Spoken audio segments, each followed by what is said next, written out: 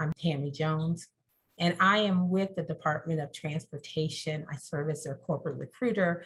In essence, what I do is I work with the many different operating administrations throughout the Department of Transportation to bring in talent. We go out and we strategize first on how do we go about finding talent for the jobs that we're seeking to fill. Right now, we have a great need for women in STEM. So we're looking, for folks that have an IT background, those who might have an engineering background, as well as cybersecurity. We look for individuals with business backgrounds, acquisition. And so we come together, we talk about ways to go out and strategize to bring in the best talent. Tonight, I'm going to give you a bit of information about, what it takes to get into the federal government. And I'm going to share my screen in a minute, but those of you who are on the call, if you are familiar with the process, or if you are familiar with the federal government's website, I want to see what you might know. So drop it in the chat, what you know, and how do you, what you know, if you know where to go to apply for a federal job. So just drop it in the chat.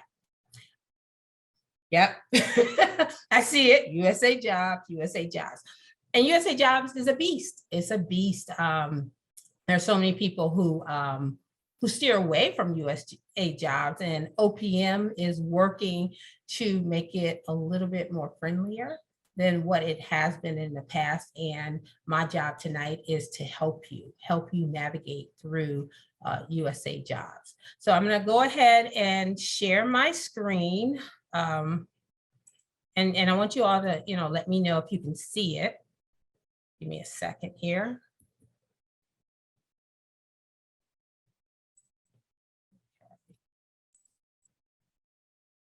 Can you see it? Is it in presentation? No, it's not in presentation mode. Okay. No, it's not in presentation mode. Now it is? One more click and then you got it. It shows us what you're seeing. So go to. I need to change my screen, I think, probably. Yeah. Hold on. Let me figure that out.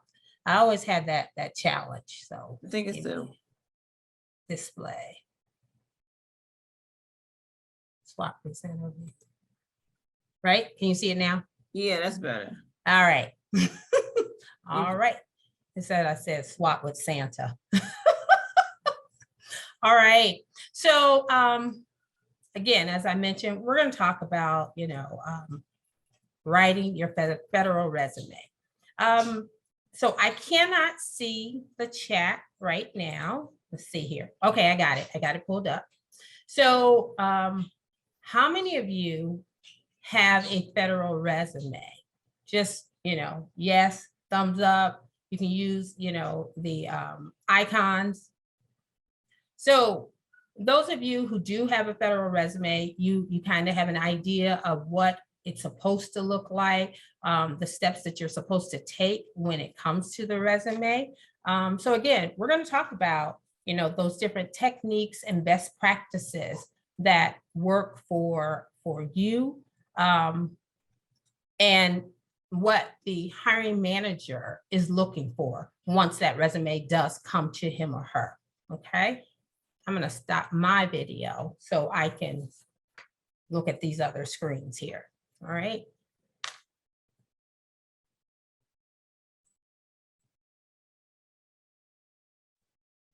Let me make sure this is moving forward.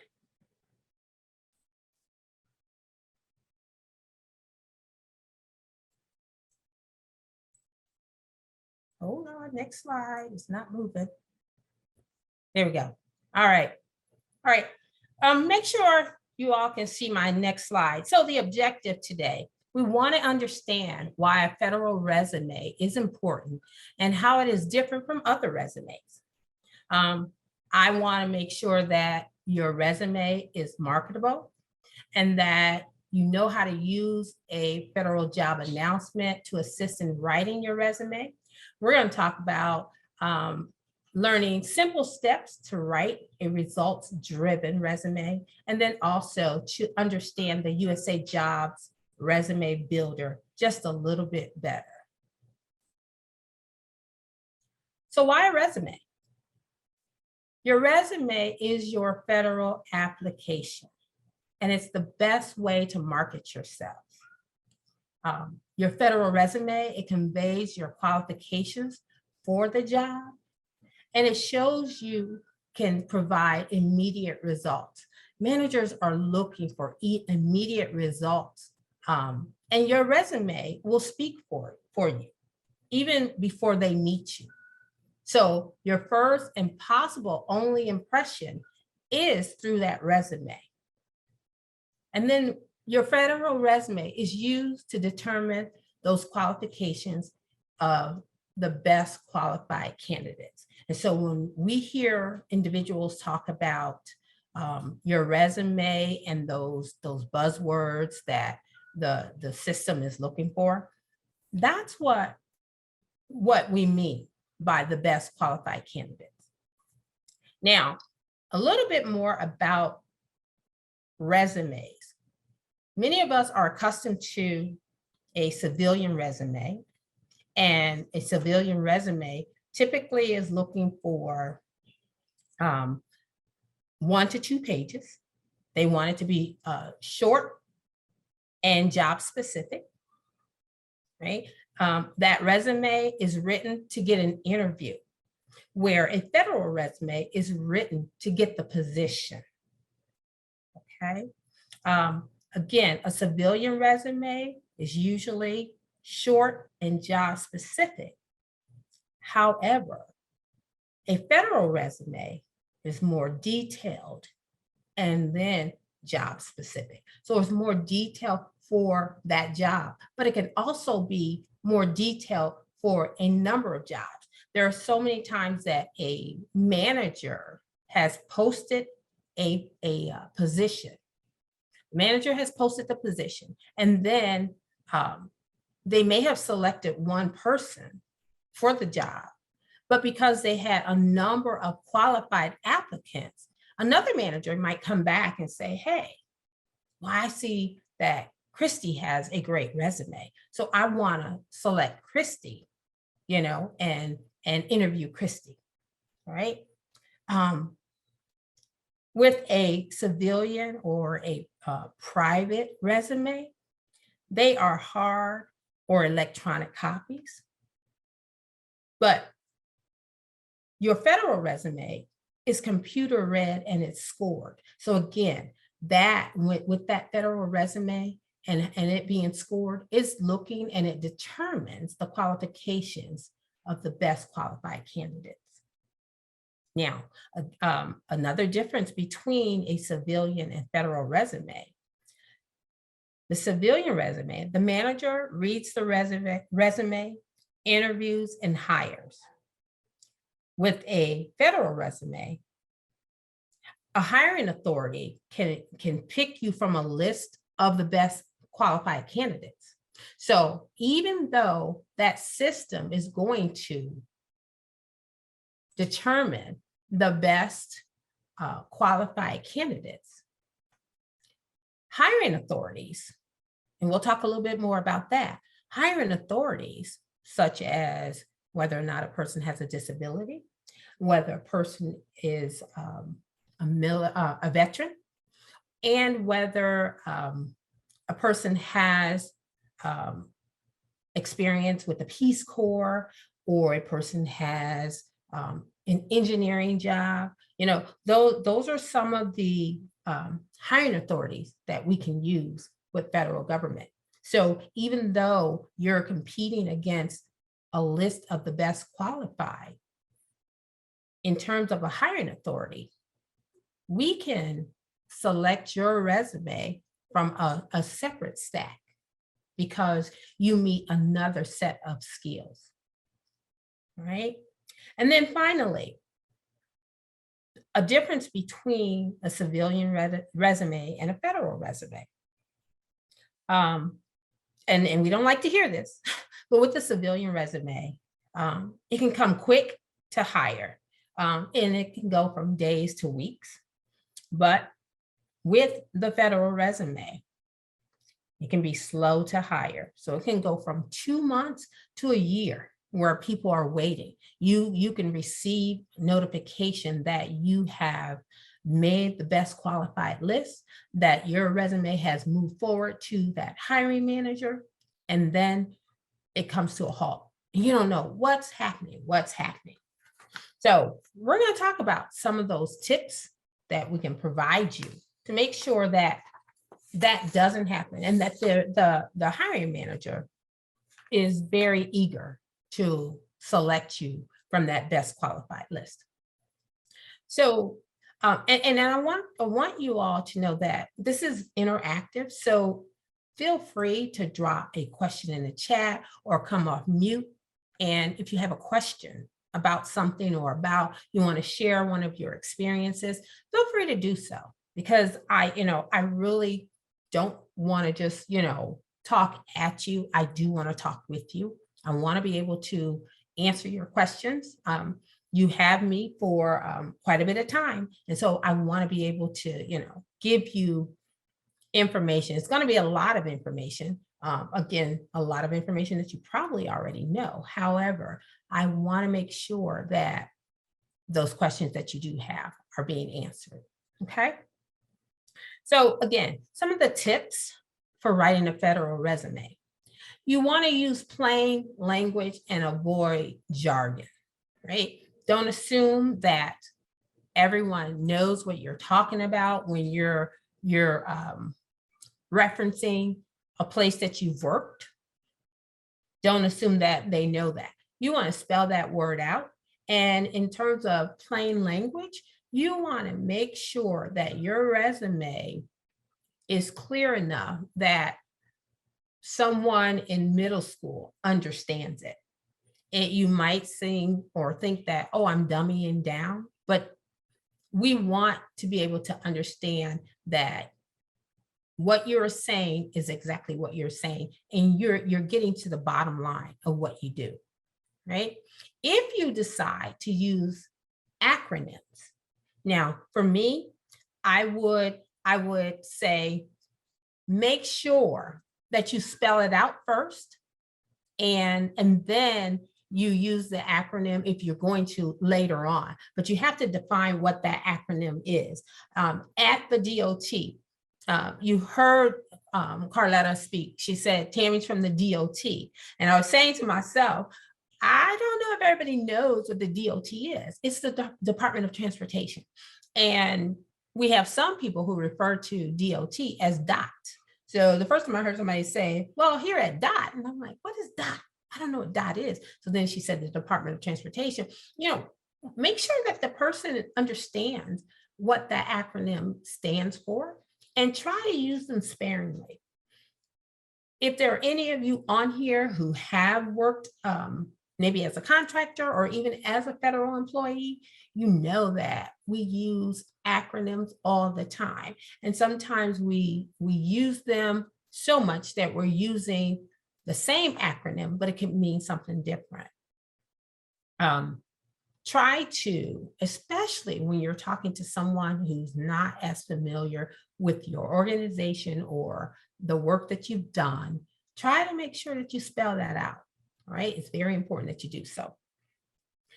In writing your federal resume, you want to highlight relevant experience and education.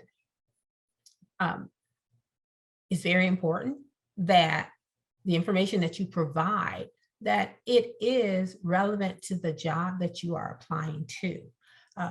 We often tell those who are submitting their application or their resume, don't go back past 10 years. However, if it is relevant, I would say, yes, go back that far, because whatever job you are applying to, it's important to know that you have that experience, whether it's from 5 years ago, 10 years ago, and if it's applicable to 15 years ago, then make sure you use it. Make sure you use it and explain it. It's important that you state the facts and do not exaggerate. when you are writing that resume. All right, state the facts, state them, and but you do want to explain what you did, how you did it, and if it made a difference. So for I instance, didn't get that. Could you try again? oh, I am sorry about that. It's so- okay. uh-oh. That's my Mac talking to me. Sorry You're about doing that. so much. I guess so. That's too funny. Oh boy. So you want to make sure that you explain, because Hey, it's Tammy, not uh-huh. I'm gonna help a little bit. There's somebody in the chat that says, if the job description has acronyms, jargon, can I use acronyms and jargon in my resume that matches the job description? If the job description has it and you understand what it is, I would say yes. I would say yes. But if it has it on your, I would not. So there's two things. When you, even though your resume serves as your application, you still have to go through the application process in USA Jobs. And so I would say, write it out on your resume. For example, I think everybody knows what STEM is, but when I'm looking at resumes, or if I'm even writing or updating my resume, I write out exactly what STEM means. So because we don't want you to assume that that person, for example, a staffing specialist, knows exactly what that acronym stands for. Does that make sense? Yes. Bruna? Yeah. So so I would definitely say, write it out and then you can reference it. Yes. So when you are explaining what you did and how you did it, and if it made a difference, that's what they're looking for, right? They're looking for the so what. So okay, so right. I recruited and I recruited 20 people, or I recruited and 20 or maybe 200 people came to the virtual career fair. So did it make a difference? How many hires were made from that? So whatever you're doing in your job and you reference it, explain what you did, how you did it, and if it made a difference, right? And a lot of times you want to use that as a part of your summary on your resume, because some managers, they will take a quick look, and based on that quick look, they will determine if, even though you made the best qualified list, on that quick look, they will determine if they want to call you in for an interview. All right. And then also, you want to clearly show how you meet the knowledge, skills, and abilities, or the KSAs for the job. Make sure, you are able to write to them, because a lot of times people will say, oh, I can do this, but one of the things about the federal government that's different from the private sector, or what they're looking for on your resume, as opposed to what the private sector is looking for. We want to see how well you write. So in the private sector, they want your resume to be short, to the point. In the federal government, they want to see what have you done and how well can you articulate what you've done. Any questions?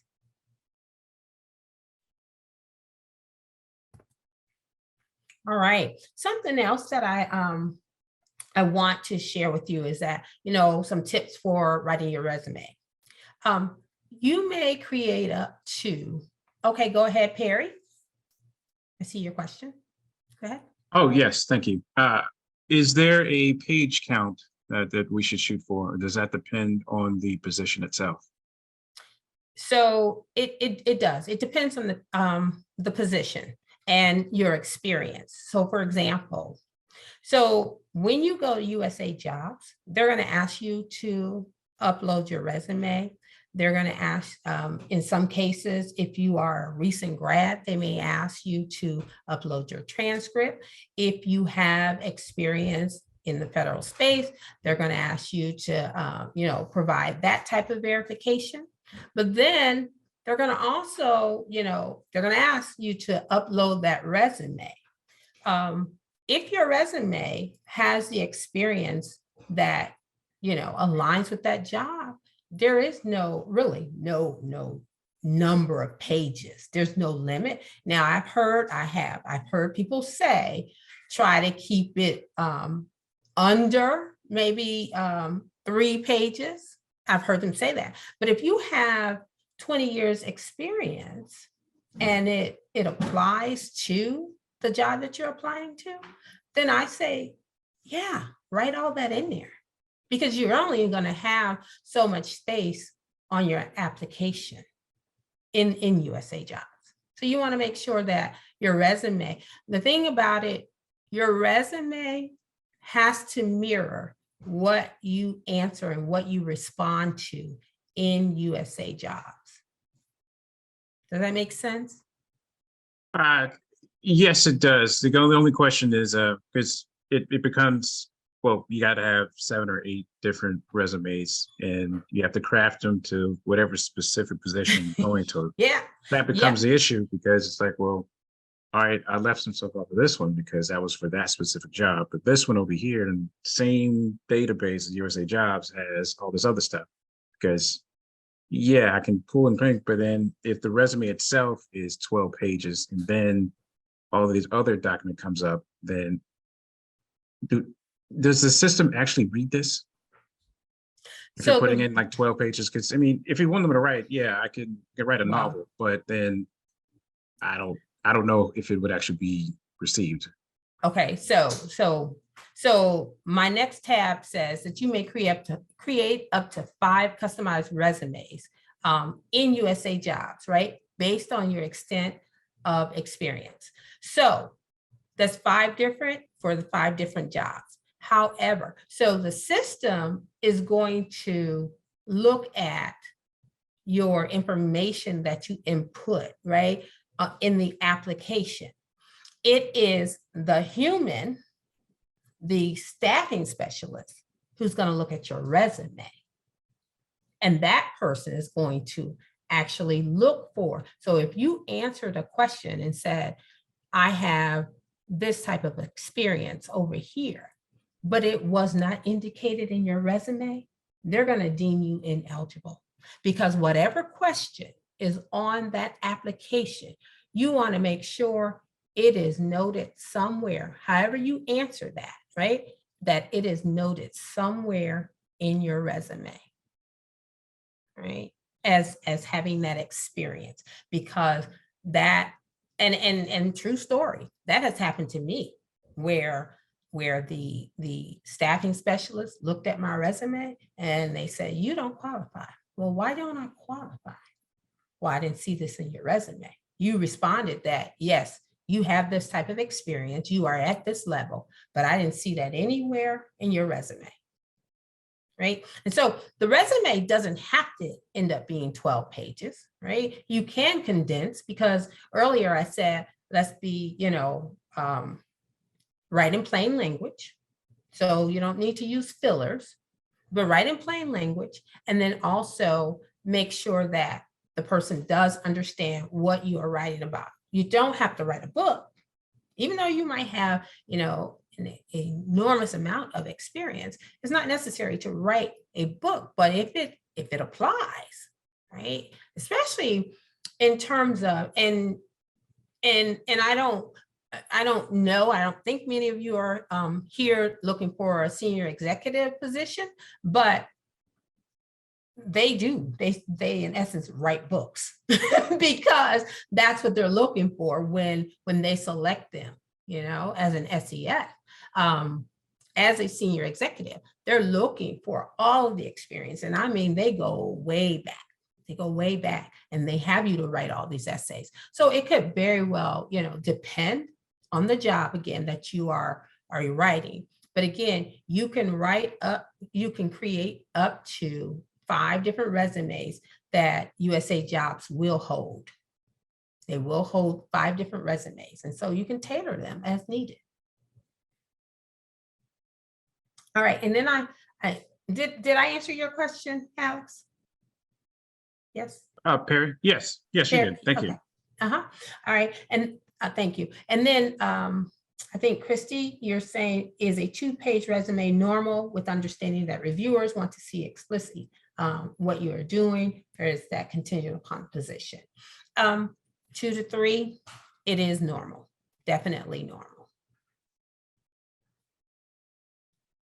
Do you have any questions around that, Christy? My apologies, Miss Jones. The brother right before me, I think I was typing and he was saying it at the same time. So you Oh. definitely answered the question Okay. for me. I do have a follow-up, if I may, Yeah, go ahead. as it relates to that. Do you also account for the gaps? So say, for instance, you were a career changer and you pivoted. Mhm. I'll make it personal. I started out at corporate with McKinsey. Yep. Took that experience, traversed over to finance and tech, fintech, Mhm. and then was like, I want to give back and hobble back over to education. Mhm. And now I'm currently back into fintech. And though it may illustrate like, oh, wow, like it's a lot of movement, there was still a barrage of skills that were acquired to Yeah. do different things. Yeah. So my wondering is, when you are trying to illustrate like the number of pivots or recreate the narrative of why re-entry into like the corporate sector, more specific, the federal government part of it, do you account for the gaps that were not necessarily attributed to corporate type work? Or do you find a way to illustrate the transferable skills? Yeah, How yeah, would you go about absolutely. that? Yeah, absolutely. So here's the thing. What you want to do, your experience is your experience. And so there was a gap, but there were a lot of people, and I'm going to use an example. During COVID, there were a lot of people who, a lot of us, we were shut down. We had to stay home. But then there were a lot of people who were unable to work, right? But at the same time, they were gathering skills and, making moves that they didn't think they could. For example, there were mothers who were home and they were homeschooling, right? So now that's like a whole new job for them. And then they're doing this over here. We had to pivot so much. And so any type of skill that you have acquired that you think is relevant to the job, it doesn't matter if you were being paid for it or not, right? It could be volunteer skills, something that you volunteer to do. I would say include it. That's experience. And so really, even though we say there's no gaps, that there are gaps, there really are no gaps. Because unless you are just sitting at home and you just watching TV all day, or you're just sleeping all day, then you're learning. You're constantly learning, right? And we look at that. You acquire skills doing, going through your everyday life that you don't even realize that you're acquiring. And so I don't think that there was a gap, right? I'm not hearing that there was a gap because you went from private to government and then, switch back and forth. I don't hear a gap. Does that make sense? Yes, ma'am. Thank you so much. That was very soothing. My anxiety kind of kicked in for a second, like, oh man. Okay. Yeah. I'm not saying to exaggerate, right? But we all acquire skills. I have interns that come in often, and I tell them when they are writing their resume, because we conduct sessions for early career, but any class that they may have taken where or even at school where they have led a team or worked with a team on a project, those are skills that we're looking for. So not only are we looking at, that hands-on experience, we're looking for soft skills as well. We want to see, how well do you get along with others, right? Or are you a person who rather work alone? And that's perfectly all right. But we want to see, we want to get an idea of what can this person bring to our team, right? This is what we're looking for, even though the job says this, because let's face it, when you apply to a job, anybody can learn the job, but we're looking at, how can you be value added to our team? And that's what you want. That's what you want to show in your resume. So again, I say, don't take advantage of the fact that, oh, well, I was in school, so I wasn't working. But you learned this in school. You may have worked on a team project, right? And talk about that team project, right? So again, remember I mentioned the so what? Talk about that team project. What was your role in the project? And what was the outcome? That's all important. That's all important, right? So one of the things that I want you to remember when you are creating your resume and submitting information, don't use personally identifiable information, right? So no photos, no social security numbers. A lot of times people are not even using their home address. They're just using an email address. Now, granted, your information, that information will be asked for later on, but in a lot of cases, your email address and maybe a phone number will suffice, because if you are selected and added to the best qualified list, then we do need a way to get in touch with you. But don't include any photos. It's not going to help your case. In some cases, it might even harm it if you make it, right? Because we don't know what biases people might have. So you want to be careful. Don't include any photos, right? You do, when you are using USA Job and uploading that resume, you want to use resumes that have been created through the USA Jobs Resume Builder, or something that has been uploaded from your own files. You must use a resume. You have to attach it to that job that you're applying to.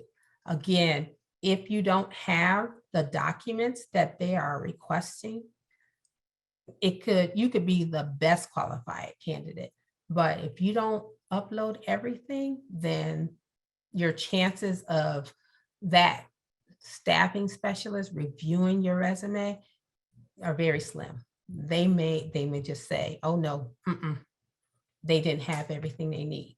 Now I have seen where some have said, oh, this is a great candidate and he forgot to upload this. And so they may, be very gracious, call or text you or email you to say, hey, I'm reviewing your resume and I noticed that this document was not attached.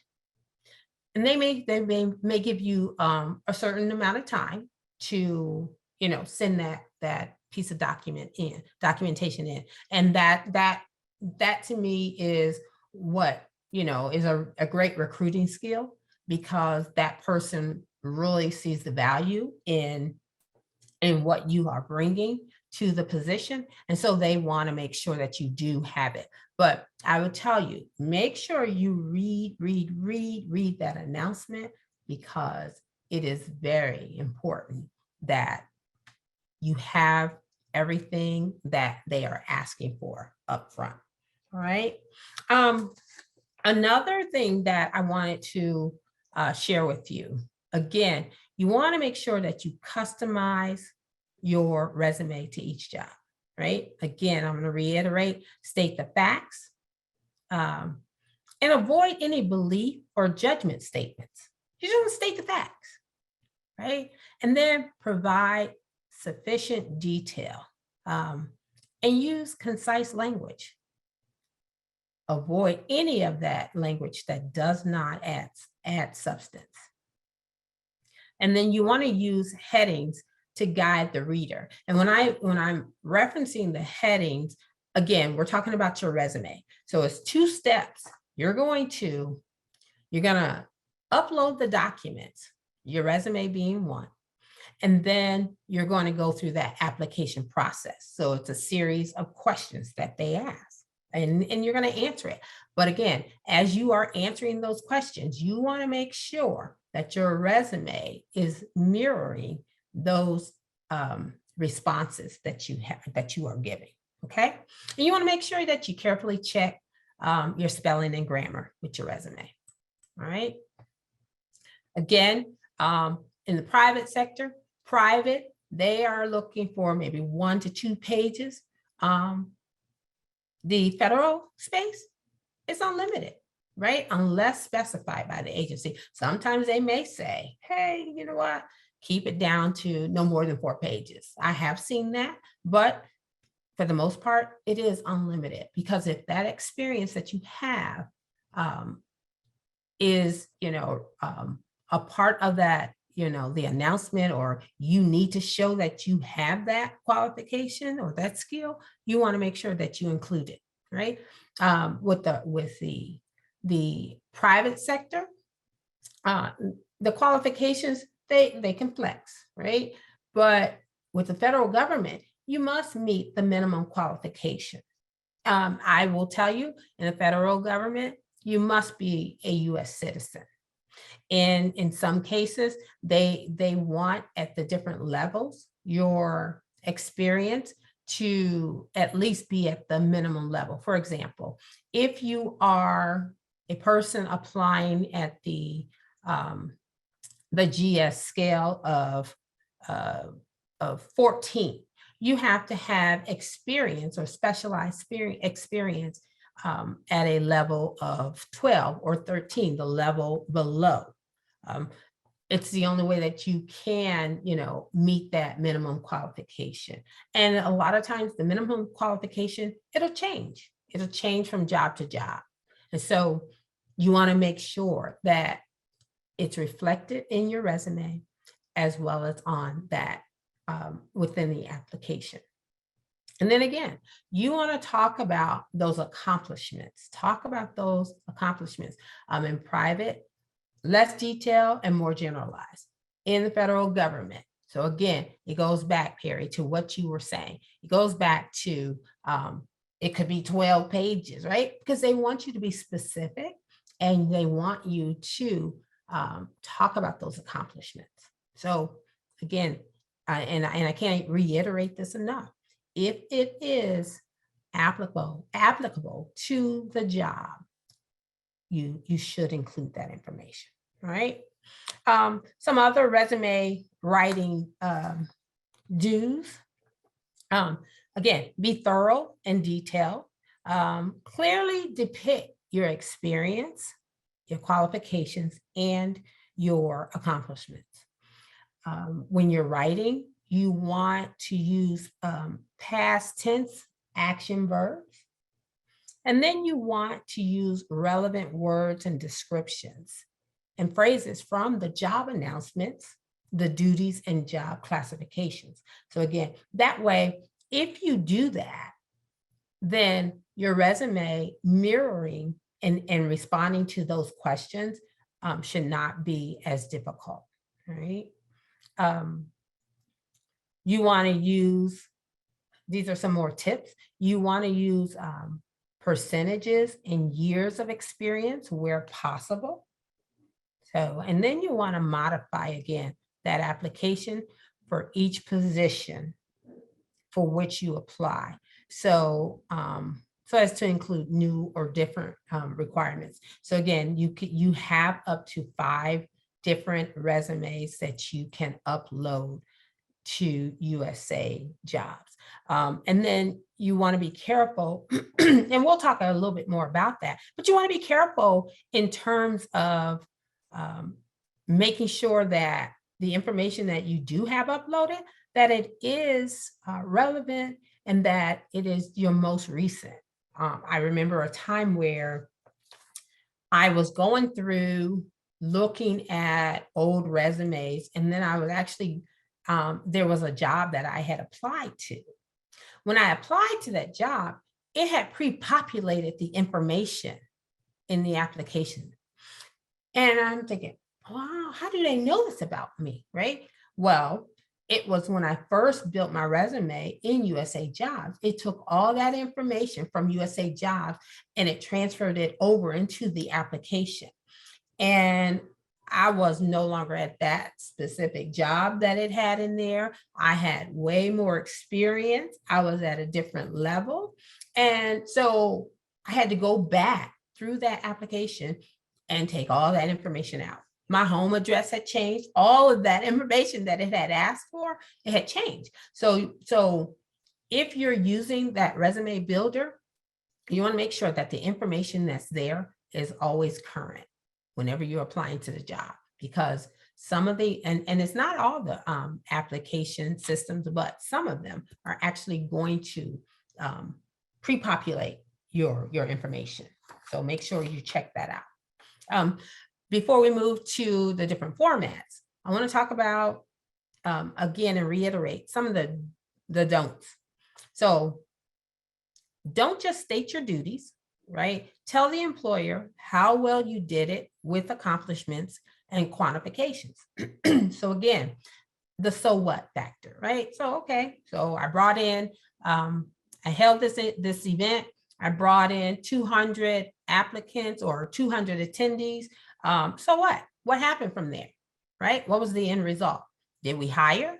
Did we not? How did we increase our numbers? Based on what percentage? So those are things that you want to include. And again, you can sometimes include that, those accomplishments up front in your summary, right?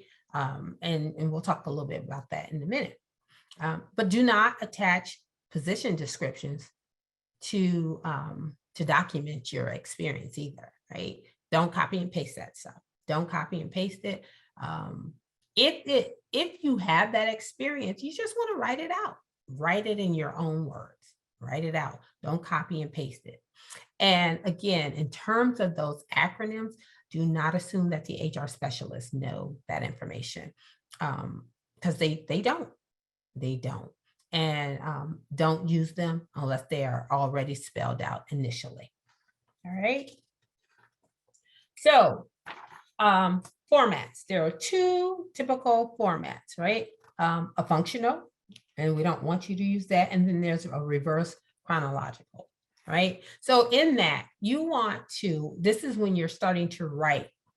You want to list your most recent experience first, and then you want to work backwards to describe previous jobs, right? So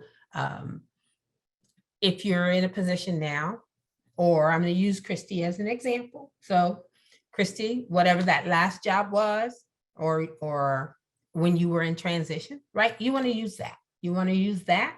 And then you want to work your way back to the next job and then the next job that you had. You want to make sure that, again, you use that relevant experience, even if you have to go back a number of years. Again, include that relevant unpaid volunteer experience. Include that. They want to see it. They want to know. And as you prepare to write that resume, you want to make sure that you are gathering your work history. You want to make sure that if you are a recent grad, that you have your transcripts from school or your colleges. There are some positions that will require transcripts, and then there are some that don't.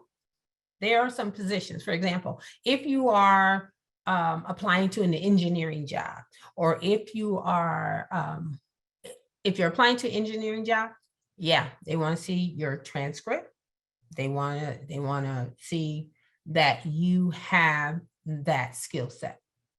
But did you all know that if you are applying to be an air traffic controller, that you don't need a college degree? Did anybody know that? Right? You need a high school diploma and 3 years progressive work experience. So on that resume of yours, you're going to have to show that you worked for 3 years at least, right? Progressive work experience. It doesn't matter where, but I see you. It doesn't matter where, but you do have to show that. Okay, go ahead. Is it Bruna? Yes, that's right. Uh-huh, Can go you hear ahead. me okay? Yeah, go ahead. So earlier you said that federal jobs are slow to hire. And so I got Yeah. a question. So right now I'm looking at a position of, USA Jobs, and it says that there's an opening from February of this year until February of next year. Yep. So I'm wondering if I apply, let's say next month, is my application just going to sit there until February of next year? I hope not. I hope not. So let me just tell you this. So what they are saying is they need people, right? So that's typically a hard to fill position. And when I say hard to fill, so for example, I gave the example that at the Department of Transportation, we are looking to hire women in IT and women engineers.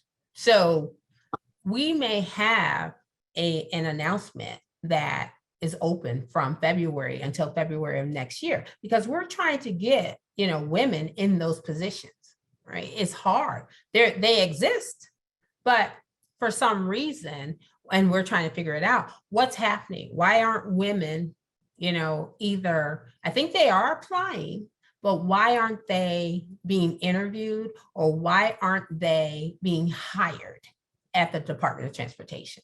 And so we're going to leave that window open, and we're going to get as many applications as possible. And as we are gathering those applications, engineering and IT, there are some other positions that we can use a hiring authority to bring that individual in. And so that particular position that you're applying for, 9 times out of 10 is a hard to fill. And so I definitely encourage you to apply. And this is without me getting in anybody's business, but if you have what is known as a Schedule A, so if you have a disability, I would say make sure that you make that known when you apply. So that's one of the things that you would upload to USA Jobs, your Schedule A letter, proof that you have a disability, because we can definitely bring in people under a direct hire authority. If you are a veteran, right, you want to make sure that you upload your DD 214. You want to make sure that that's there, because again, if you say I am a veteran, the specialist, they may or may not ask you for verification, right? So anything and any proof that you have to back up where you are and what you can bring to the table, you want to make sure that you upload that at the beginning. So hopefully you won't be waiting a whole year. I'm hoping, but it's typically because they need to hire now. Got it. To do that. Mm-hmm. Thank you so much. I do have another question on another comment you meant. Yeah, go ahead. You were saying that, federal resumes are written to get hired, not necessarily for you to get an interview. Is that still the case if the position requires security clearance? It is. And so there are different levels of security. So, and as a matter of fact, there are some positions that I've seen lately on USA Jobs where they're saying, oh, no security level. However, everybody who does apply to a federal job, you do have to go through a background check, right? The levels of security can vary, but you do have to go through a background check. So that means you have to be fingerprinted. And then they run, I think, your social security number to verify that you are who you say you are and that you are a citizen. So that's, so yeah, everybody has to go through that process. We have interns who come in, they're only here for a number of weeks, 10 to 12 weeks in the summer, but they still have to go through the fingerprint, that small background check. Now I tell you, once you are hired as a federal employee, and depending on the job you're hired, hired in, the level of a background check, it could be a little more intense, or it could just be, just real basic. But it all depends on the job that you are applying to. So even though we're seeking to hire, you still have to go through that. And that's, that's kind of like regulation from OPM. One thing that I learned and I learned this recently, and I've been a recruiter for years, and I didn't know this. And it's something new that the federal managers are really trying to push. And I know it's one of our goals at DOT. How many of you know or knew that you could hire a person who was recently incarcerated into the federal government? Wow. Yeah. And like I said, I've been a recruiter for a long time, and I didn't know that. And we're looking at ways to work with those recently incarcerated, with those agencies who help employ them. We're looking at ways to, bring them into the federal space. Now we know they have, a record, but we're looking at how do we do that? Because we want everybody to have an opportunity. And honestly, to be fully transparent, I don't even know which jobs we are looking to, place them in, but we're certainly looking to hire recently incarcerated. So that's, in my opinion, I think that's a good thing, right? Because everybody deserves a second chance. So, right. Thank you. Any other questions? I just have one final quick one. Yeah, go ahead. You said you want everything written on the resume to be in past tense, but if I'm currently still doing the job, can that section be present tense? Yes, that section will be present tense. Yeah, Okay, present. And you'll show that. You'll show when you started, and then you also say current, right? You'll say current. So typically the resumes will ask for a date of when you started, and it's usually the month and a year. And then, if you're still in that position, yes, you would say currently. All right. Any other questions? Anybody? So this is some of the same information that I've gone over before, right? So you want to make sure that you have an effective resume, right?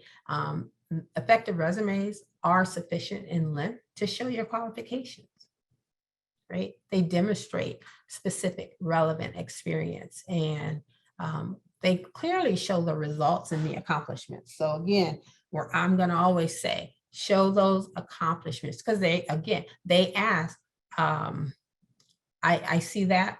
What is KSA? So show your accomplishments. KSAs are your knowledge, skills, and abilities, right? And so again, with a KSA, they are going to ask questions on the application, and they want you to answer them. I stated earlier that a hiring manager is looking at how well you write, right? How well do you write? Does that person know that job? So KSAs, they might ask a question such as, let's see, they might say, tell me about a time when you had to, I'll use the same example, lead a team. What did you do? So what was the project? What was your role? And what was the outcome?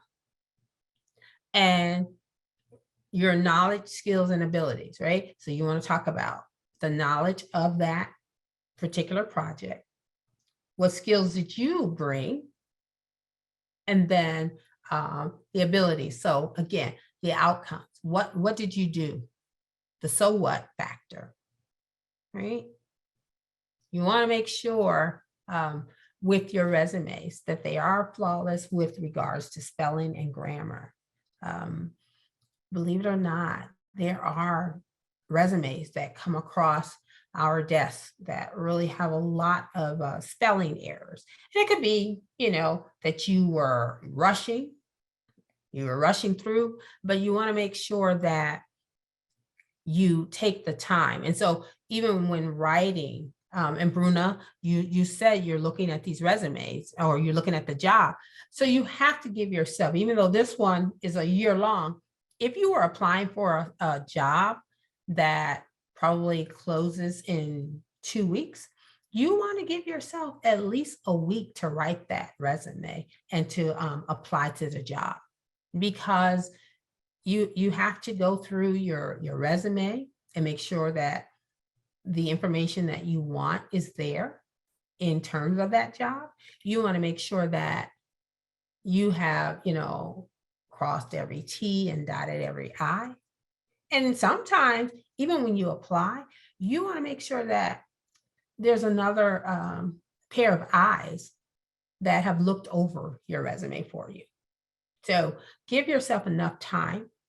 And then when you do that, you will be free from, those spelling and grammatical errors. I see a question. Should you go through the application to get to the additional question section and copy them down and copy, to Word? Yep. So yes, absolutely, Clive. So the thing that you can do when you go to USA Jobs, and many of you said you've been there. So I always recommend that you do. You open up that job announcement, you read through it, go through the questions that are going to be there, that they might ask, that they actually are going to ask because they give them to you up front. And I would say, write your answers out, write them out. And then you can copy and paste those answers right in there, instead of, going through the stress of trying to think about at the time of applying what you should write, and then making some of those mistakes that, are unintentional. So yeah, absolutely. That was a great question. Any other questions around that?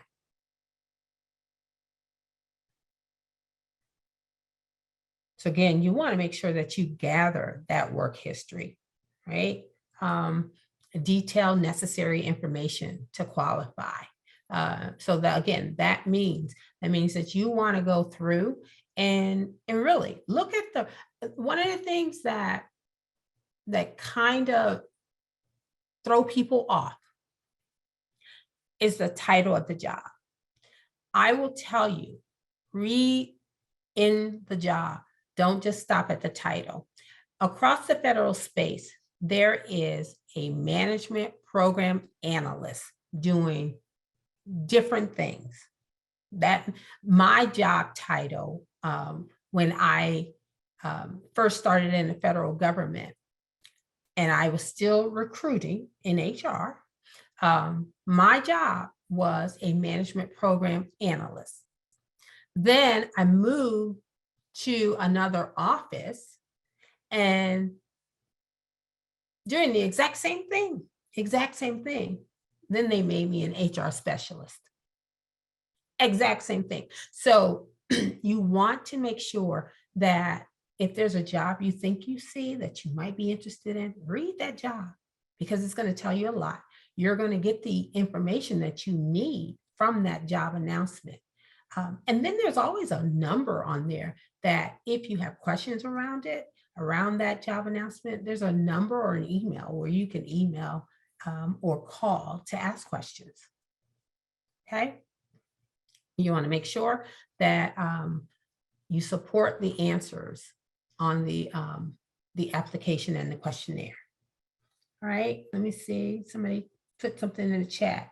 If a job is only open for less than a month, do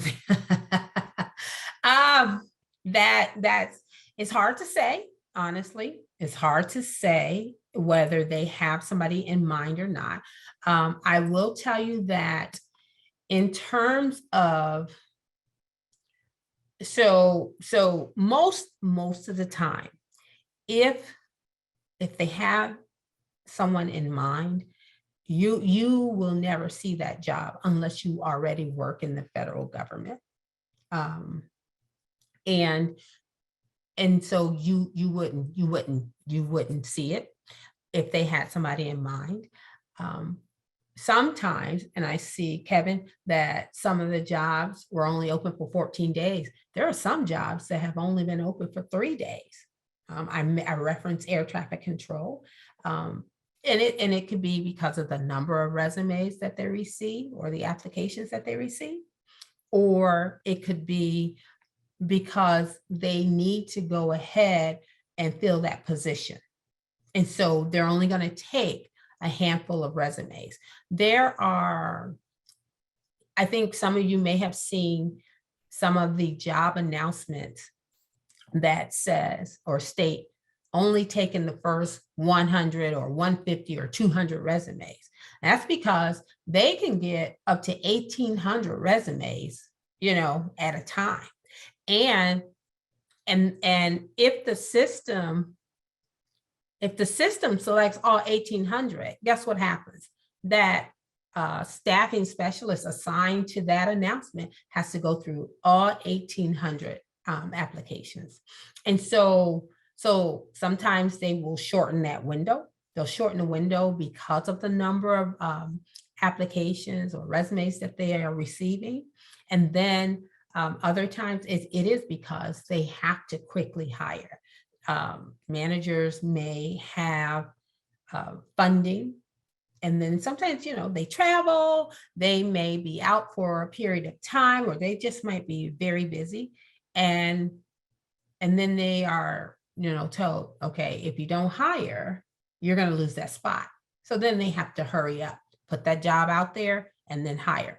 Then sometimes managers know exactly what they want, and then they know what they want, and they are going boom, boom, boom. They're going to put the announcement out. They're going to give a number of days for it to close, and then they're going to start their interviews. So it can go as quickly as that. My personal story, I applied in June of whatever year it was. I was interviewed in July, and I started working in August. And that's because my manager, she knew exactly what she wanted. She knew she wanted to hire 2 people. So she did. She hired myself and my colleague. And so we both, it was like boom, boom, boom. It was that fast. It was that fast. And we had to be ready. So it can go really, really quickly. I see there's another one. I am an undergraduate college student and prefer to get a federal job for the summer. Are most federal jobs split into fall, spring, and summer periods? Most of them are, but I will tell you through our Pathways program, you can come on at any given time. And if the job is a good fit for you and for that hiring manager, you can work all year round. Right? And I think that was, who was that? Zaid? Yes, thank you. That answered Okay. my question. Okay, all right. And then should you include a cover letter? You could, you don't have to, not in the federal space. You don't need to include a cover letter. You could though, that's fine. Sometimes, again, so at the very beginning, there are a number of documents that they are going to ask you for, and sometimes they may say, include a cover letter, right? They may ask for that. And so, yeah, you could, but not always. It's not necessary because again, they want certain number of documents, because in the application, there really isn't any space for you to write or upload your cover letter. The space is for the documents that they are requesting. However, there is also in some of the applications, there is a space where you can upload, and I think it says other. So if you want to, you can definitely say, hey, I'm interested in this job, and I bring these set of skills. But again, that should be indicated on your resume, right? Right. Who wrote that? Is it best to format resume in bullet points or paragraph style? So it's a little bit of both. And I'm going to show you all my resume towards the end. And so you'll see that I have within my resume, you'll see a paragraph, right? Because it's talking about those accomplishments, and then it's breaking down, what I did. So it's a little bit of both, right? You want to give it to them up front. This is what I've done. And then for that specific job, boom, boom, boom. I was responsible for this, or I've done this, and this. So you do want to do a little bit of both. In the private sector, they are only asking for bullets, right? So hence, that's why it's only 1 to 2 pages, but you want to give it to them. Give them, do not be afraid to brag on yourself when it comes to your resume. That is your opportunity to give, all the information that you need to give about yourself. Because again, your resume is going to speak for you to that hiring manager before they even meet you, right? Because they're going to look at it. If you make that best qualified list, that resume is going to speak for you. And so when you go in for an interview, they're going to already know what they need to know, and they may not even reference what's on your resume, right? They may just call you in to get to know you as a person, right? Now, how would this person work, with the folks that are currently on the team? So it's not always, a series of questions that they're going to ask pertaining to the job. Now they're looking at, how does this person, how would they fit? How would they fit?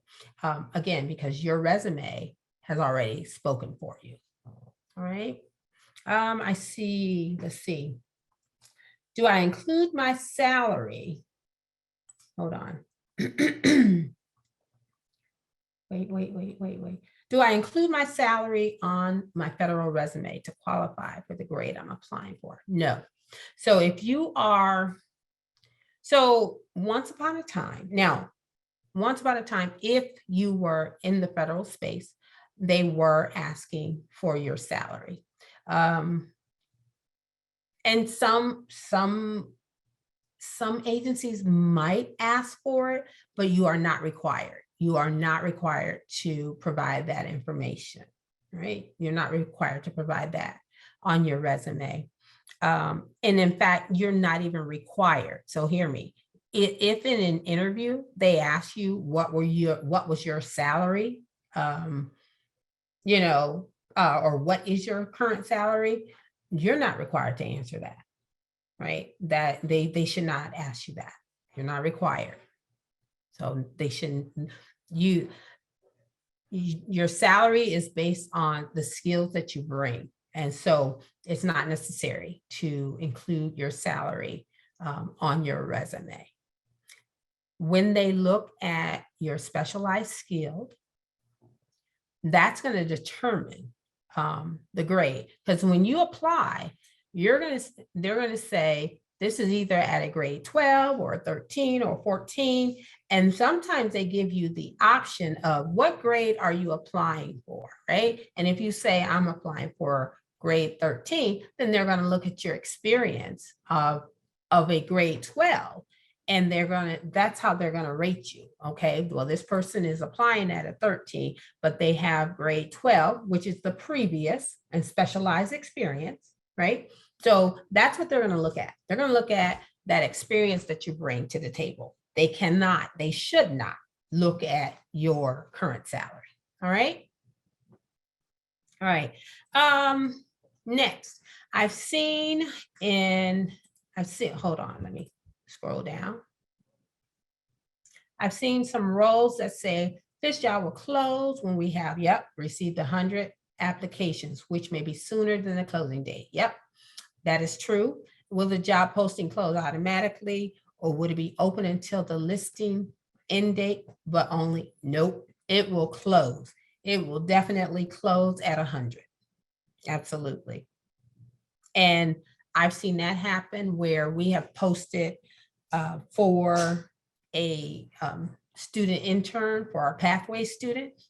And I think I capped it at 250.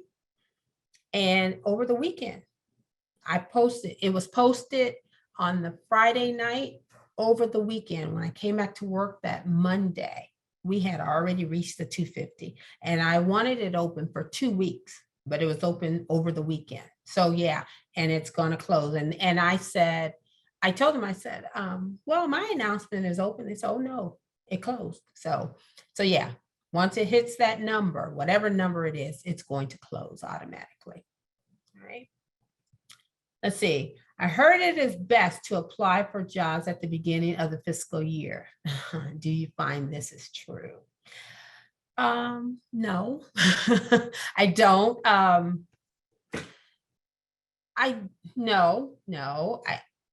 If I had to choose at a time of year that it's best,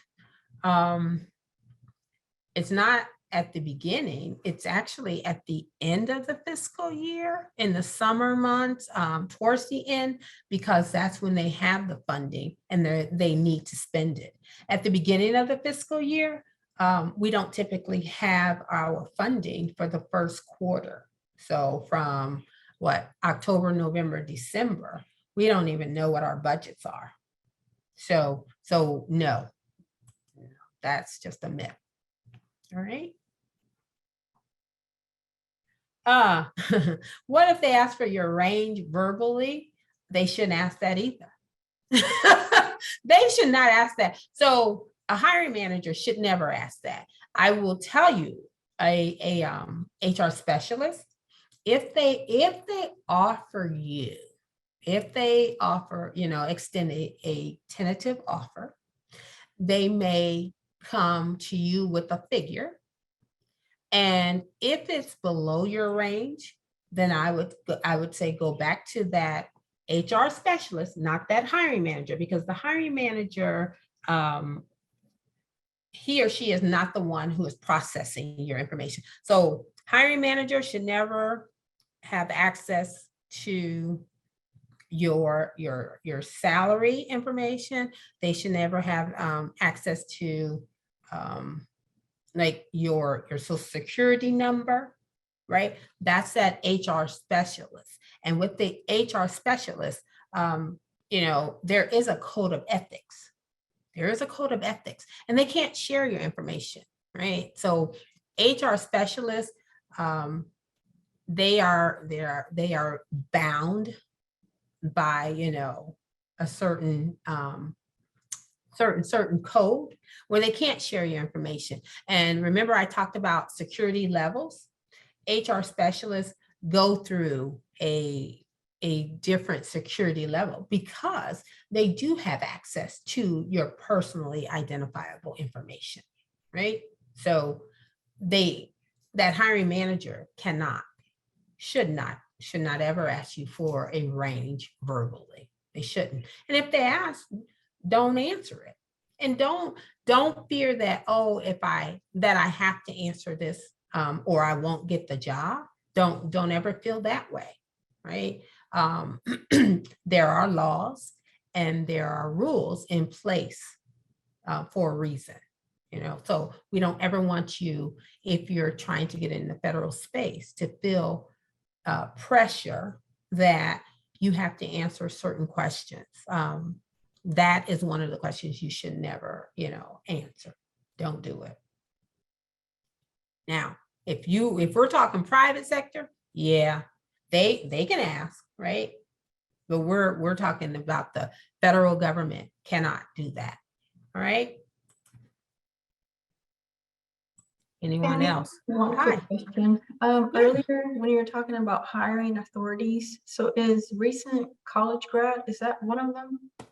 You know what? That is an excellent question. And let me just tell you. So it is, and it recently happened. It recently happened.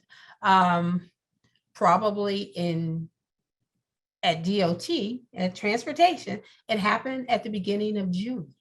That one of the hiring authorities, and we actually have an announcement out where they are bringing in recent grads through a hiring authority where I don't know the exact qualification. All I know is you have to be, I know. Yes, I do. I take that back.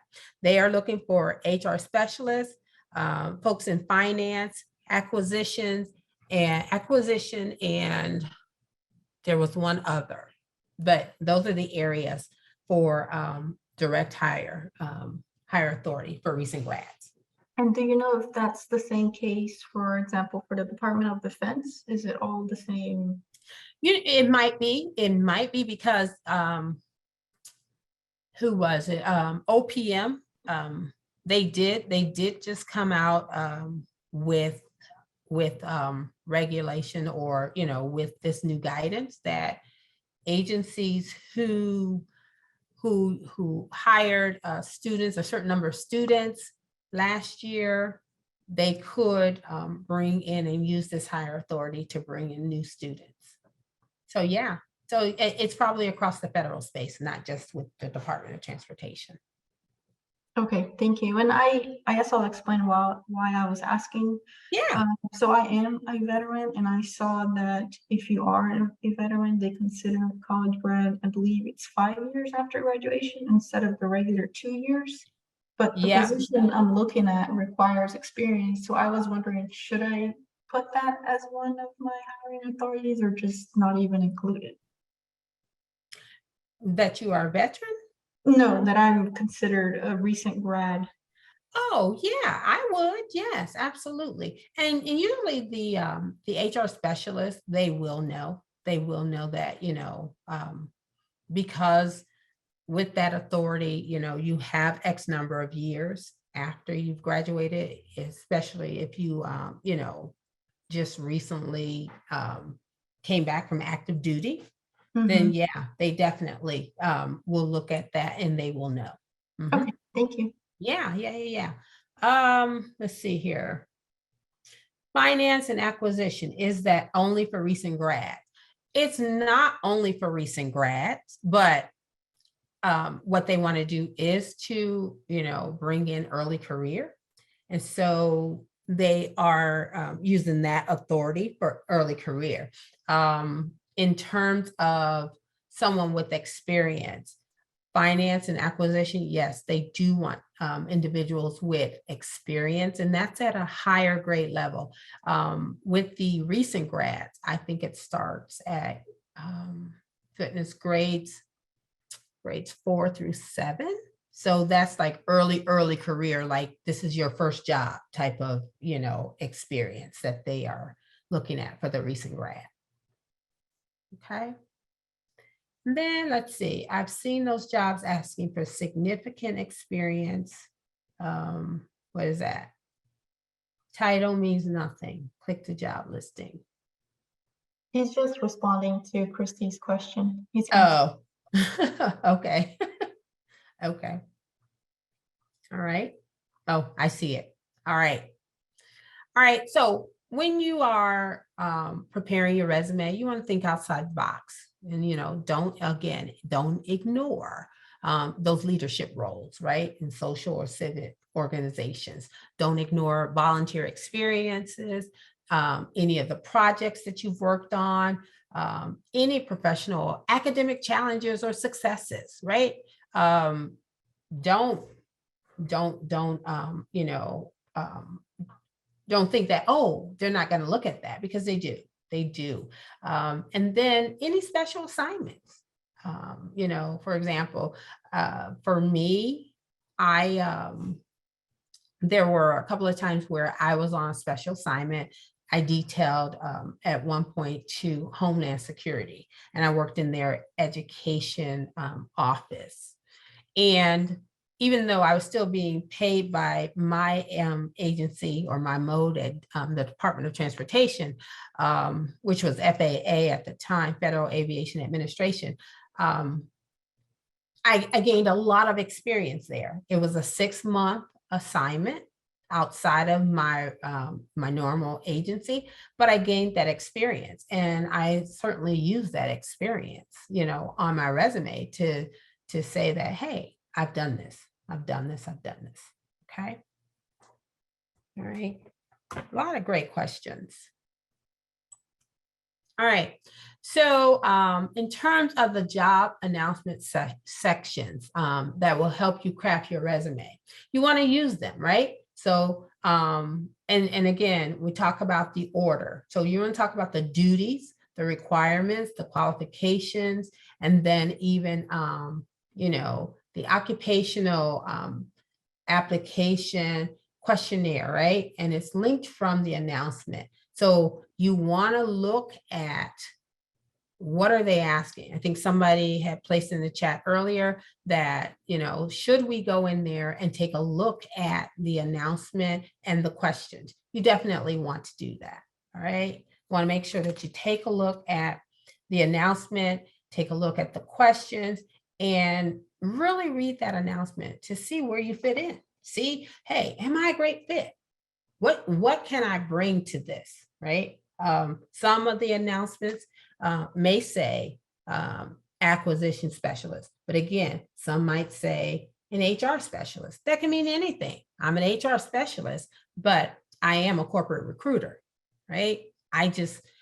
They just coded me as an HR specialist, and it's basically the federal government's way of putting me in a category in HR, as opposed to just saying, breaking down all of these different titles, because there's so many. You want, when you're writing that resume, you want to develop a master resume, right? As a starting point for the federal job you're applying to. So again, you're going to look at those duties, but you're going to write more than the duties, right? You're going to use those verbs to describe your successes, right? You're going to write about your skills, knowledge, and abilities, right? Or even your knowledge, skills, and abilities. So those KSAs. You're going to write about your leadership and your competencies, and then write how you understand and can function in that position, or even in bureaucracies. Because when you're writing those KSAs, or those knowledge, skills, and abilities, that's what they're looking at, is the so what, and they're looking at, okay, how well does this person, how can they function, and how well do they write? There's a lot that they look at. So you want, when you're writing, you want to understand that job announcement. So this is what USA Jobs looks like, right? And here's just an example of a job announcement. Job announcement from February 2021, and typically it'll show you how long the job announcement is open. This one was open for about a month, and this is the grade level, and then you see the salary. So when they're talking about the salary, that is the window, and that is the base salary. It does not include where you are living, right? So that's just the base. That's just the base. And you see that this is a permanent position, and it's full-time, right? The job, this example, it is open to the public. And then where it says clarification from the agency, that means in some instances, and somebody asked the question, do they already know who they want to hire in that position? Sometimes they do, sometimes they don't. But if it's a public announcement, usually they don't know. And usually they're looking for someone with the skills and abilities to come in and do the job. But then they also want, for lack of a better term, a different flavor, right? They want what I've heard some managers refer to it as they want a rock star, right? So that means somebody who has not been in the federal space, who can bring in new, innovative ideas. They want to think outside of the box. So this is just an example for those of you who have not been on USA Jobs. This is an example of what the beginning of a job announcement looks like. And then we have those duties and responsibilities. So you definitely want to go in, read that summary. On this particular one, it does says on the date of receipt of the 200th application at 11:59, it's going to close. It is going to close. So they definitely will close once they have reached that number, and or it is 11:59, it's going to close, right? It's definitely. So you want to make sure that you give yourself enough time to apply to the announcement. You want to make sure that you give yourself enough time to read and understand the announcement, right? They will always list what your responsibilities at minimum will be, right? At minimum, it's not always, but they will list them. Question in the chat: can you work part-time and receive benefits? The answer is yes, you can, but it depends on how you were brought into the agency. So yes, the answer, short answer is yes, definitely can. Because we have, for example, students through the Pathways program, they're not necessarily considered permanent employees, but they are considered employees. And they're considered more of a temporary employee, but they can receive those benefits if after they've been on for at least 90 days. And many of our students who work beyond the summer, and once they return to school, they are working in a part-time capacity. And so, but they still have those benefits. So the answer is yes. Okay. Also, going to take a look at those qualifications, as I mentioned, and then you're going to look at the qualifications listed here on the left, but then on the right, there are those specialized experience that they're looking for. And you'll see at the bottom, it says GS7 applicants must have at least 1 year of graduate level education. And then at a GS9, you must have at least 2 years progressive higher level education. And this is just for that particular announcement. It doesn't always, and this announcement, it sounds like it's more for a recent grad. And it sounds like it could be through, perhaps the recent graduate program or Pathways recent grad. But, and all of the announcements are not going to say that you have to have an education. Again, if it's an engineering position, yeah, sometimes they are going to say that, or they definitely going to say that, and they're going to ask you to upload your transcript. If it's some other position that does, like an IO psychologist, they're going to want you to show proof that you have that degree. All right. So then we go through, how to apply. So when you're applying to the position, you want to, again, view that questionnaire. Look at those questions before you start writing. And then as you are going through those questions, it's going to tell you that you want to, select the statement that most accurately describes your training or experience. So remember, I mentioned that your resume should mirror whatever you answer here, right? So for example, if we select D here, I have performed this task. So the question is, analyzes historical budget and financial data to assist in budget preparation. And then we select D. I have performed this task as a regular part of my job, and I have performed it independently and normally without review by a supervisor or senior employee. So your resume should show that you have done this, that you have experience analyzing, financial data. And you can say, this is what you've done on the job. This is how you've done it. This is what you've accomplished. Okay. You want to make sure that it does. And you want to say you have done it independently. Okay. Any questions around that? All right. And so again, when you are writing that resume, you want to present your experience. You want to talk about the amount of experience that you've had.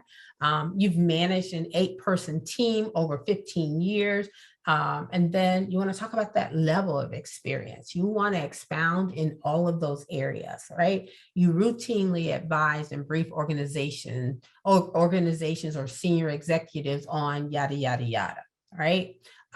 It's okay if you repeat it over and over again. It's okay if you said it during one job and if you say it during the next job. It is so okay if on your application, it is asking you to write a KSA and you repeat that information again. It's okay. You have that experience. I have interviewed individuals who have repeated, based on the questions that were asked, they repeated the same thing. They said, again, I have routinely advised and briefed, blah, blah, blah, right? Next question was asked and they said, as I mentioned before, I've done this, this, this, and this, okay? Right? Also add, right, why it mattered. So again, that's so what factor or why, right? I implemented new processes which improve workflow and completion times, right? So why did that matter? Why did it matter? Tell us that. So again, it can be, depending on how much you have to say, your resume can be very extensive. It can go beyond the 4 or 5 pages. Detail those accomplishments. Who is impacted? Quantify wherever possible, right? If you worked in finance, right? Or if you managed a budget, what were the cost savings, right? Did you exceed any deadlines? Right? What changes or what improvements did you make? So you want to talk about that. You want to talk about, giving examples of what you did, right? So the before, right? You were responsible for planning and executing and coordinating special operations, mountain and training, and served as primary instructor, right? And then afterwards you developed and executed. So that goes back to if I was currently in the job, right? That the top, you are responsible for planning. This is what you're doing now. And before, this is what you did, right? And it also could be, this is you expounding on it, right? Because remember I said, use those numbers and percentages where possible. Use that information, use it, and then make sure that you give that why and that so what to it. Any questions around that? Yes, I guess in using this item, is it better to write in complete sentences and tell the story, or bullets? So, okay, so there's a lot more. Let me see what time we have. So let me do this, if you all don't mind, because I want to show you because I don't think it's in here. But to answer your questions, it's a little bit of both. It's a little bit of both. And I kind of want to show you, I don't know if it's in this particular presentation. And I'm gonna share this with Carletta. So she'll give you this information, right? She'll give it to you. But I want to share, if you all don't mind, let me stop sharing my screen and share something else with you. Give me a second, please. I want to share, because I want you to see what my resume looks like in this particular slideshow. And I'm going to share my resume with you. Because I do want, I've heard that question a couple of times today.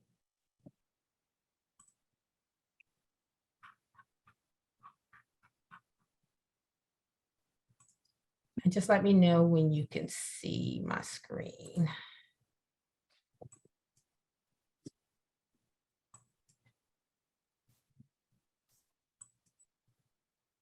Can you see my screen? Yes. Yes, yes. Okay. All right. So I don't have necessarily my street address, but I have where I live, right? I have my personal email, phone number, and then I have my LinkedIn account attached, right? Then I have up front. So when in terms of, somebody mentioned cover letter, right? You can upload a cover letter, but you don't necessarily have to. And so with this, I write a summary. This is a summary of what I've done, right? The experience that I have, okay? This is that summary. So it's in the Okay? assessment. Right there. And then afterwards, I write my achievements. So remember, somebody said, oh, I might have years of experience. Well, you can condense it in your achievements right here, okay? And these are the things that you're most proud of, things that you think that, you know, hey, they're worth noting, okay? So up front, the manager is going to see that, you know what, Tammy currently serves as the recruitment subject matter expert and career coach at the Department of Transportation, right? And this is what she does. She's leading the Department of Recruitment Council, yada, yada, yada, okay? And then that's my other experience underneath and my achievements. But then we talk about my professional experience. So remember I said, you don't have to include your salary, but they do want to know whether or not how many hours you work, right? If it's full-time, part-time, what have you. And so depending on the agency, they may ask that question. And if you build your resume in the resume builder on USA Jobs, they are going to ask about, you know, number of hours. So you want to include that. All right. And then you go down, and then you talk about those selected achievements. Again, it should mirror some of what is in that particular job announcement. All right. And always make sure you keep an updated resume for any purpose. You never know, somebody might ask for your bio and you can always pull information out of your resume. All right.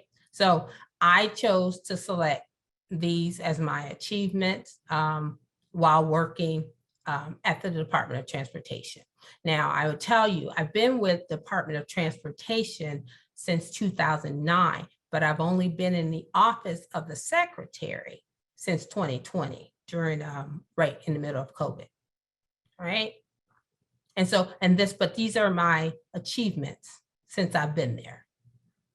And then you want to go through and talk about those projects, right? Those projects, remember I mentioned the projects that I worked on. These are some of the projects that I worked on during that time, I guess in 2020, 21, right? You want to talk about that. So again, you'll see, here's my paragraph up here. right? And then I start breaking it down. Selected achievements, selected projects. And then I go for the next position. So again, I start with my most recent and then the one that came before it.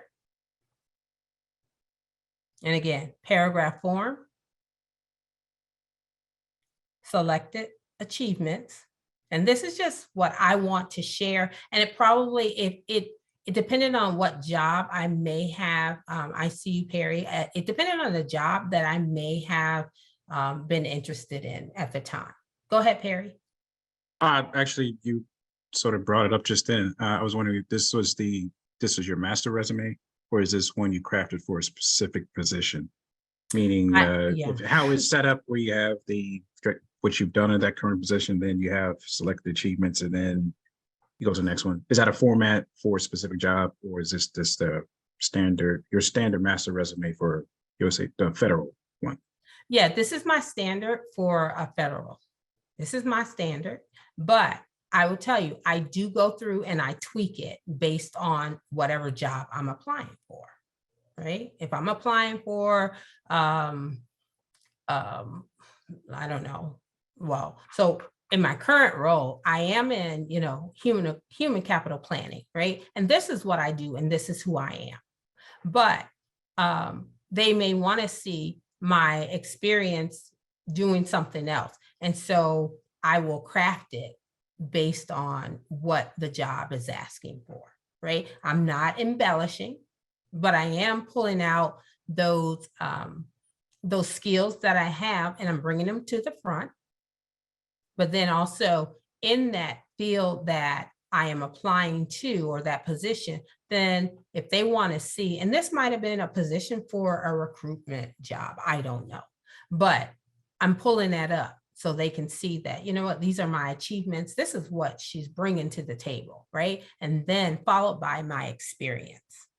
Now, all this is the actual experience that I have, but in terms of, and everything that I've done, but again, in terms of the achievements, while working as a recruiter or while working in whatever it is at the Department of Transportation, this is what I have achieved. All right. Somebody have a question? I saw a hand raised. There was a hand. Okay. So again, paragraph form, and then you want to, bullet those achievements, and then selected projects that, you feel are, that you want to mention, that you want to make mention of. Again, paragraph form, the achievements, right? Now, you'll see under here, so at FAA, Federal Aviation Administration, I served in this role, right, from 2018 to March of 2020. I served in this capacity, and these were my achievements. But then my technical job, I guess, because this was an acting role, right? I was in an acting position, but the job I was hired for was this right here. And so I included that as well. And so I have my achievements as well as the projects. All right. And then I go down as far as, showing my education and my credentials, any certifications that I have, and then professional development. Any of the professional development that, again, might be applicable to the job. Right? And you can see I noted it as far back as 2012 at the time. Tammy, how important would you say references are? They are important, but you don't need to list them up front. You can sometimes they will ask. I would not list my references on my resume. I wouldn't do that. But then when a manager is thinking about hiring you, they are going to ask for references. And so when you're called for that interview, you do want to have the list of references on hand. Okay. They are also going to ask in some cases for a writing sample. So make sure you have a writing sample, right? Make sure you have it on hand. I will tell you that over these last, it's been 3 years now. So these last 3 years, most of the interviews are conducted via Zoom or Teams. So they will ask you to email that information to them. But if you were called in person, just take that information with you. Yeah. Yep. Oh, okay. I see someone. Let's see. Did I answer your question? Was that Christy? No, that wasn't me. Oh, who was that? It was Bruna and you answered. Oh, Bruna. Okay. All right. Okay, Christy. Yes, ma'am. There was also it's a question in the chat, so I didn't want to take away. Janelle asked, should you include the year you graduated? Did I include that? Let me see.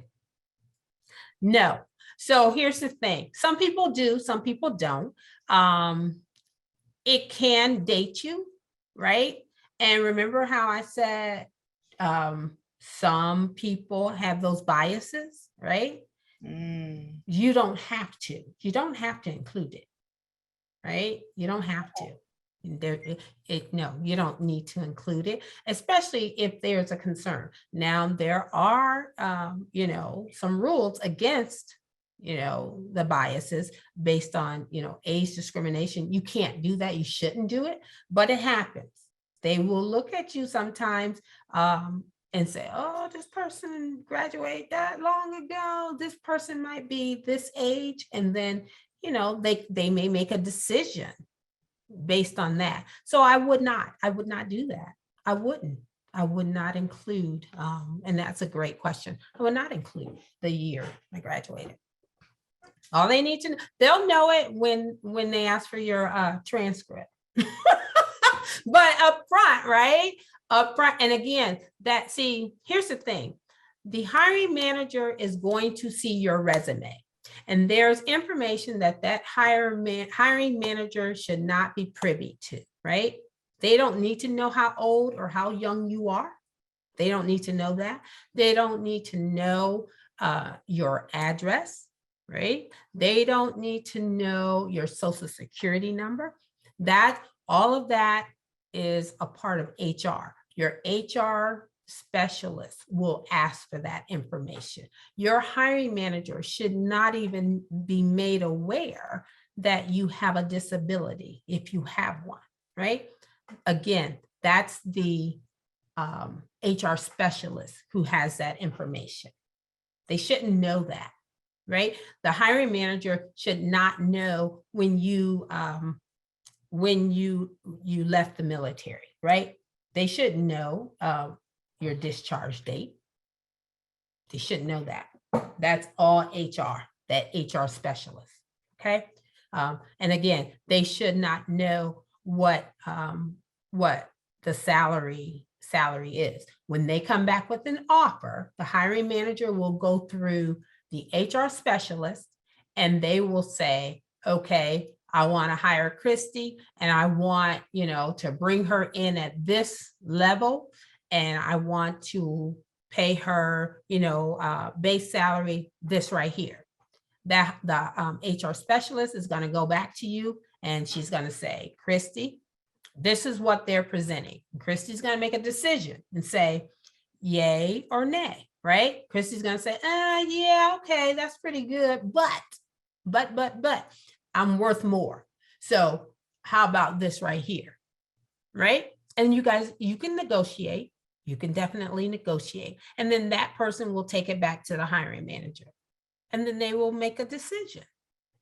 And the two of you, all of you will decide, right? So, but they should never get that information. So no, you don't need to, because we don't want them, those biases, they sometimes do creep in, and that's not necessary. We don't want to give them any reason to not select us, right? We don't want to do that, right? Yeah, we don't want to do that. We don't want to do that. Next question. Oh, no, I just said I do still have a question, if that's okay. Oh, go ahead. Yeah. Okay. Once again, thank you for this information. It's truly valuable and a Good. lot of clarity. Good. My question goes in, I love the format of your resume. Okay. And I don't believe the resume builders format comes out like this. It does not. No. Okay, but this is, I really like it. Okay. So from your experience, the education and credentials is good to be at the latter part of the resume instead of the beginning? Yes. And then, yes. Mm-hmm. okay, and then two, for your certifications, like I have PMP and Lean Black Six Sigma, and there are numbers that you associate with it. Do you also put your certification numbers on your resume, or you can just put the certs that you've earned? I would just put the certs, but if you think that, the numbers will help, I don't know that now. I just didn't know if they actually go and verify it. Not always. They don't. Okay. So here's the thing. They're not gonna call. Not in terms of that. They may ask you for, verification of the certification, like, the certificate or what have you. They may ask for that, but Okay. they're not gonna call. The only people they are going to call will be your references. Awesome. And yeah. Whatever the case may be, it was fine. I just know one job I had applied for, not with the government. They asked for my PMI and the numbers, and I was just like, And sometimes I'm just leery. The world is not as nice as you would want it.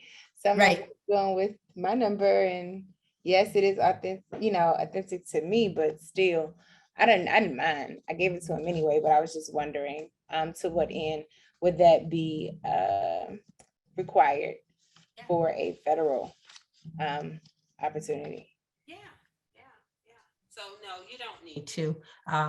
You definitely, I would put your, the certifications, because again, it shows them that you're constantly learning, right? You're constantly developing your skills and abilities. So definitely put that on there. You want to make sure you put that on there. But then you also, there's certain information you may not want to share.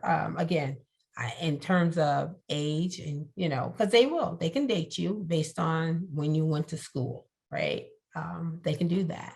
And so some information I suggest you put on there, some no. Salary, nobody on here should be putting their salary on their resume. Okay, don't do it. Not on the federal, not when you're applying to a federal job. Don't do it. Okay, don't do it. Let's see. I'm a woman in STEM with federal experience. Do you have time to connect? Sure, I can connect after today. Oh, and you went to Ashland. Awesome. Should you include the year? Nope. And then Christy, okay. You can upload your own resume rather than using Resume Builder. Yes, you can. You can upload it. And again, if you do use Resume Builder, make sure that information is accurate. Remember, I told you the story of I probably used Resume Builder back in 2009 when I first applied to the FAA, and then I applied somewhere years later, and the information, it transferred into their application system. And I was just like, how did that get there? And then as I started going through it, the information was not current. So you want to make sure that the information is current. Let's see. Do they call? Great. great question. Do they call my current job or previous employer? In some instances, and I can't remember, but sometimes during the application, when you are applying, there is a question where they will ask, can I, and I think it's towards the end of the application, can I call your current employer, or can I call your current employer or reach out to you first, right? They ask that question. And, some people are fine with, yeah, you can contact my, my current supervisor. And sometimes they will ask for your supervisor's name. Let me see if it's on my resume. I can't remember. So once upon a time, they were asking for your where you worked, your current manager, and then they were also asking for the amount of money you were making. What is your salary, right? So they still ask for the grade, right? They still ask, what level are you at? See, they're still asking. I'm a GS 14. They're asking for it, right? So you still have to put that. They're still asking, but hopefully we'll get away from that as well. I think I heard OPM saying that, all of this information is not necessary, right? They don't need to compare that right there, because the documents, if you're a federal employee and when you submit, it's called an SF-50, when you submit that, they're going to see the grade that you are. So why am I putting it on my resume, right? So I'm sorry, that's my daughter's bird, a parakeet. But anyway, so the question comes up, can I call or can I contact your resume, or should I contact you first, right? And you can answer it however you want, all right? Let's see, what else? Can I take a look at your resume offline? I can do that. Feel free to send it to me. I will go ahead and put my email.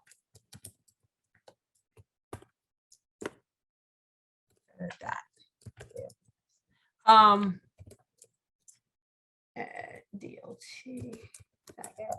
And so I did drop my my email in the chat.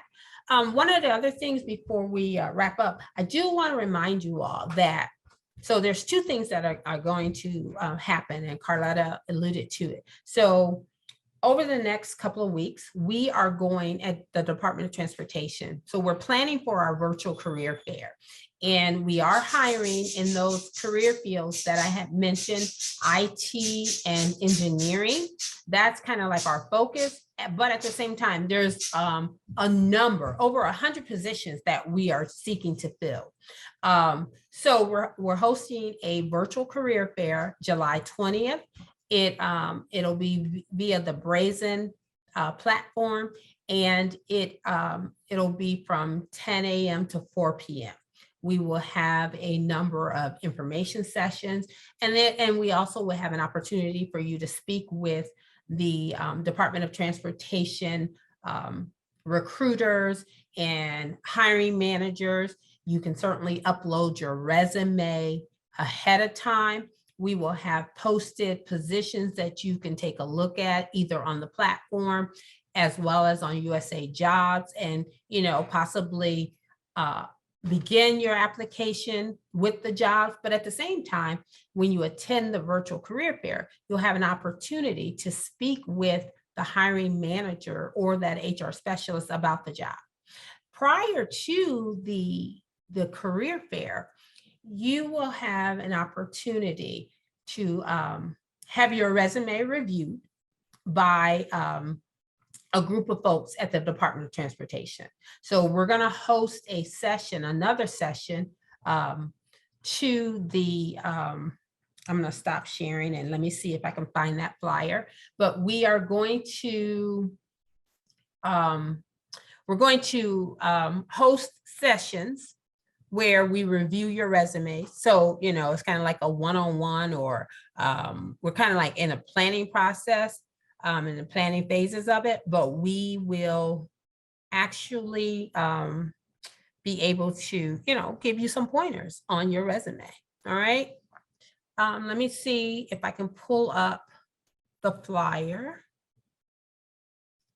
And right now, registration is not open.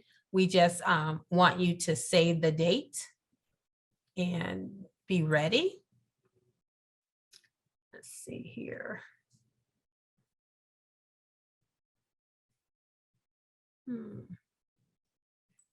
And if you follow us meaning DOT on LinkedIn, you will definitely see the information on DOT's page on LinkedIn, but then also if you find me on LinkedIn, you'll see it on there on my page as well. Okay. Let's see here. Let me see.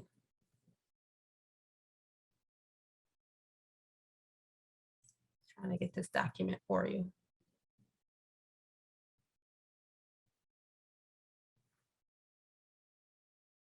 No, it's not letting me in there. So let me see here. I want to make sure you have it.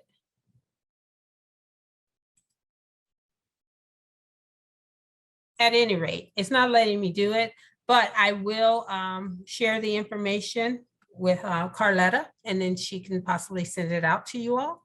All right. But feel free. Okay, what is my LinkedIn? You want that? Okay, let me let me copy it and drop it in there. And then feel free to connect with me on LinkedIn and follow me, and you'll get lots of information that way as well. I'm pretty responsive. I do respond via LinkedIn as well as my work email. All right. Any questions, anybody? I don't know. That's all I have. Any questions? So you said that, because I know you couldn't find the flyer for this one-on-one. Oh, so Present- it looks like Kevin found it. Oh, He put the link in there. You're awesome, Kevin. Thank you. Yep, he placed the link in the chat. All right. Tammy, thank you so much. You're welcome. For sharing these nuggets, for sharing all of your information and allowing us to be as open as possible and as close as we can be with your experience. Thank you for what you do and the pathways that you are continuously creating for others. And You are for welcome. all of us. So Welcome. this really, I have to use language makes you look at this is really dope. Good. I'm happy. My goal is always to get people to where they want to be. And so if I can do that, thank Carletta for, linking me with the group. And so, feel free, reach out to me. And, not only myself, but there are a number of individuals at the Department of Transportation willing to help out. All right. Yes. Go ahead. I'm sorry. Go ahead. Sorry. Go ahead. No, Perry. I was just gonna close this out. That's all. No, I was just going to say my thanks as well, and I was going to connect on LinkedIn and all that stuff as well. Yeah. Again, it's just really appreciated. Just kind of get through the clutter. So that's the biggest thing, and realizing that you're going to have about 20 different versions of your resume, be it for federal jobs, civilian jobs, and all that stuff. So it's a process. It definitely is a process, and once you start going through it, you will, because we, even like people in the federal space, when we look at, helping someone who's already been there for a while with their resumes or even applying for the job. They're like, are you kidding me? Are you kidding me? They have us going through all these questions, and people get tired and they stop. And so we're trying to work on that. How do we make the application process a lot easier? So OPM is definitely, Office of Personnel Management is definitely working on it. All right. Absolutely. Are there any more questions for Ms. Tammy Jones? All right. So on behalf of Ms. Carletta Hertz and the DC chapter of the Black MBA Association, again, we want to thank you, Ms. Jones, for sharing your knowledge and allowing an open floor of discussion. Yeah. And to all of the panelists for attending, as well as asking your questions and being open to receive the information as well. Yes. Everyone have a great evening. All right. Thank you all. Take care. Feel free to reach out. Bye-bye.